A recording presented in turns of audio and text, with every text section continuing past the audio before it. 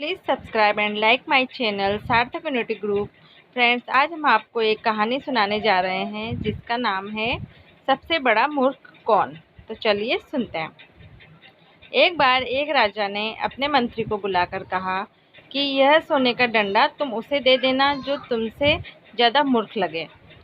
मंत्री डंडा लेकर चला जाता है और मूर्खों को ढूंढने लगता है। तभी एक जगह उसे उससे ज़्यादा मूर्ख व्यक्ति मिलता है और वह उस डंडे को उसे दे देता है और उससे कहता है कि अगर तुमको तुमसे ज़्यादा कोई मूर्ख मिले तो इस डंडे को उसे दे देना।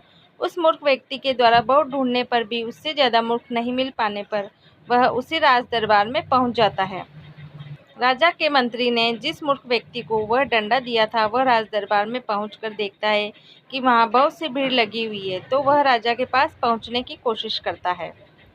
वह वहां पहुंचता है और देखता है राजा बहुत बीमार था। राजा कह रहा था, अब मैं मरने वाला हूं। उस व्यक्ति ने राजा से कुछ पूछने की इजाज़त मांगी। राजा ने उस व्यक्ति को पूछने की इजाज़त दे दी। उस व्यक्ति ने कहा कि राजा, आप मरने वाले हैं तो जो भी आपके पास धन दौलत है, बहुत से राज्य हैं जो आपने दूसरे राजाओं को मारकर जीते हैं, अब उनका क्या। राजा ने रोते हुए कहा कि अब ये सब मेरे किसी काम के नहीं हैं। तभी वह व्यक्ति अपने पास से सोने के डंडे को निकालता है और राजा को सौंप देता है और कहता है कि राजन, इसके असली हकदार आप ही हैं, क्योंकि मुझसे कहा गया था कि मैं इस डंडे को उसे दूं जो मुझसे भी ज़्यादा मूर्ख हो। तो मुझे आपसे ज़्यादा मूर्ख कोई और नहीं लगा, क्योंकि आपको सब कुछ पता होने पर भी आपने कई राजाओं को मारकर उनके राज्यों को, सोने चांदी को लूटा, उन पर अत्याचार किया। आपको क्या मिला, क्या हासिल हुआ? आपसे ज़्यादा मूर्ख मुझे और कोई नहीं मिला, इसलिए मैंने ये डंडा आपको सौंप दिया है।